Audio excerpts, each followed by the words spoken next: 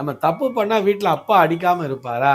அப்பா அடிக்கிறார் அப்படிங்கிறதுக்காக அப்பாவுக்கு கருணை இல்லைன்னு அர்த்தமா? கடவுள் கருணையே வடிவானவர் என்பதில் எந்த விதமான சந்தேகமும் இல்லை.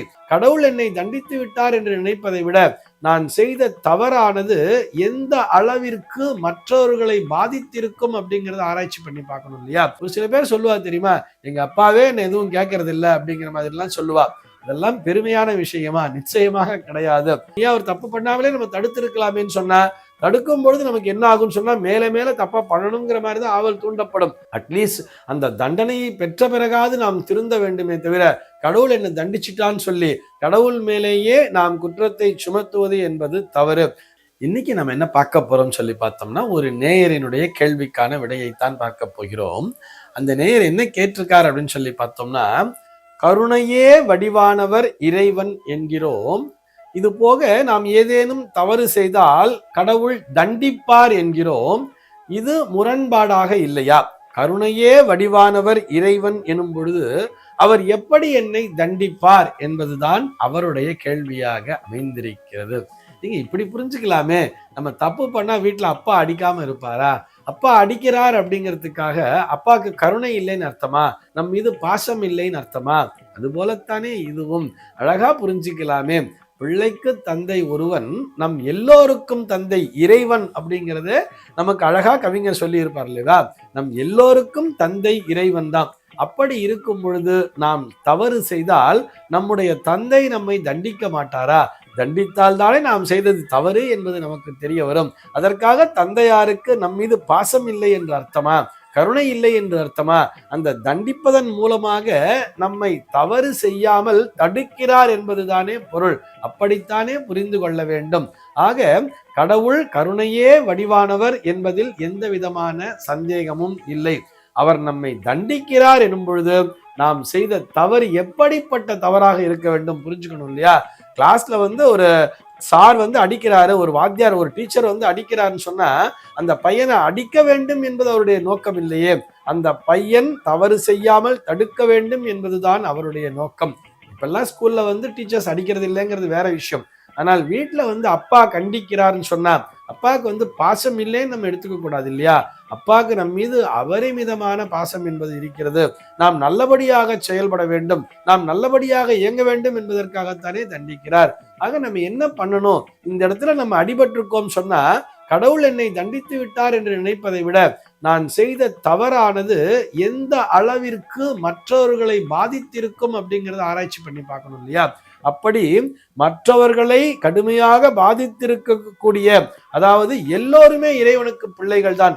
மற்ற பிள்ளைகள் பாதிக்கப்பட்டிருக்கிறார்கள் எனும் பொழுது, ஒரு பிள்ளையால் ஒரு 10 பிள்ளைகள் பாதிக்கப்படுகிறார்கள் எனும் பொழுது இந்த பிள்ளையை தண்டிப்பதில் எந்த விதமான தவறும் இல்லையே. தண்டிப்பதுதானே அவருடைய கடமையாகவும் போய்விடுகிறது. அப்பொழுதுதானே மற்ற பிள்ளைகள் அனைவரையுமே காப்பாற்ற முடியும். அதுபோக இந்த பிள்ளையையும் அப்படித்தானே காப்பாற்ற முடியும். இவன் தவறான வழியில் செல்லக்கூடாது, இவன் நேர்மையான வழியிலே நேரான பாதைக்கு இவன் திரும்ப வேண்டும் என்று சொன்னால் இவனுக்கு இதுபோல தண்டனையை கொடுத்தாக வேண்டும் என்பது இறைவனுக்கு தெரியாதா? இறைவனை நம்முடைய தந்தையாக ஒப்பிட்டு பாருங்கள். வீட்டுல தப்பு பண்ணா எப்படி அப்பா அடிப்பாரோ அதுபோலதான் இறைவனும் தண்டிக்கிறார். ஒரு சில பேர் சொல்லுவா தெரியுமா, எங்க அப்பாவே என்ன எதுவும் கேட்கறது இல்லை அப்படிங்கிற மாதிரி எல்லாம் சொல்லுவா. இதெல்லாம் பெருமையான விஷயமா? நிச்சயமாக கிடையாது. அப்பா என்பவருடைய கடமை என்ன அப்படின்னு சொன்னா, ஒரு தந்தையாருடைய கடமை தன்னுடைய மகனானவன் நேரான பாதையில் தான் சென்று கொண்டிருக்கிறானா என்பதை அவசியம் கண்காணிக்க வேண்டும். அவன் தவறான பாதையிலே சென்றால் அவனை திருத்தி, அதாவது தண்டிப்பதன் மூலமாக அவனை திருத்தி நேரான பாதைக்கு திருப்புவதும் ஒரு தந்தையாரினுடைய கடமைதானே. அப்படித்தான் இறைவனும் நமக்கு முதல்ல சாம பேத தான தண்டம்னு சொல்லுவார். சாம பேத தான தண்டம் என்கின்ற முதல் 3 வழிகளையும் நமக்கு இறைவன் காண்பித்திருப்பார். முதல்ல நம்ம அந்த தப்பை செய்யும் பொழுது ஏன் அவர் தப்பு பண்ணாமலே நம்ம தடுத்து இருக்கலாமேன்னு சொன்னா, தடுக்கும் பொழுது நமக்கு என்ன ஆகும்னு சொன்னா மேல மேல தப்பா பண்ணணுங்கிற மாதிரிதான் ஆவல் தூண்டப்படும். ஆனால் இந்த தவறு என்பதையே நாம் செய்யக்கூடாது என்பதற்காக முதல்லயே ஒரு சின்ன சின்ன எச்சரிக்கையெல்லாம் நமக்கு வந்திருக்கும். முதல்ல ஒரு விஷயத்த சொல்லி, அதாவது கொஞ்சி பார்ப்பது, அப்புறம் கெஞ்சி பார்ப்பது, அப்புறம் நமக்கு ஆசையை காட்டி பார்ப்பது, இது எல்லாத்தையும் மீறி நம்ம கடைசியா ஒரு தவறான வழியை செய்யும் பொழுதுதான் என்ன பண்ணுவான்னு பார்த்தோம்னா தண்டனை என்கின்ற ஒரு மிகப்பெரிய விஷயமானது வந்து சேர்ந்து விடுகிறது. அட்லீஸ்ட் அந்த தண்டனையை பெற்ற பிறகாவது நாம் திருந்த வேண்டுமே தவிர கடவுள் என்னை தண்டிச்சிட்டான்னு சொல்லி கடவுள் மேலேயே நாம் குற்றத்தை சுமத்துவது என்பது தவறு.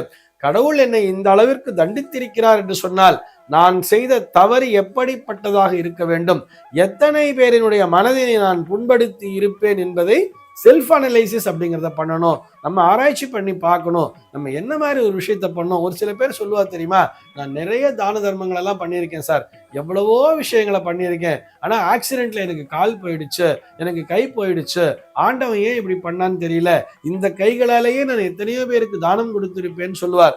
ஆனால் அதே கரங்களால் அவர் எந்த அளவிற்கு பாவத்தை செய்திருப்பார் என்பதை அவர் வெளியே சொல்ல மாட்டார். ஆனால் இந்த தண்டனையின் மூலமாக அவருடைய மனசாட்சி அப்படிங்கிற ஒரு விஷயம் இருக்கு இல்லையா, அந்த மனதிற்கு தெரிய வரும்னு சொல்றார். அந்த மனமானது அந்த குற்றத்தினை உணர்ந்து அது திருந்தும் பொழுது ஆண்டவன் நிச்சயம் அவர்களை பாதுகாப்பார். அவர்களுக்கு அருகிலேயே இருந்து அவர்களுக்கு தேவையான விஷயங்கள் அனைத்தையுமே கொடுத்து கொண்டிருப்பார். கடவுள் கருணையே வடிவானவர் என்பதிலே எந்த விதமான சந்தேகமும் இல்லை. சர்வே ஜனாஹ சுகினோ பவந்து.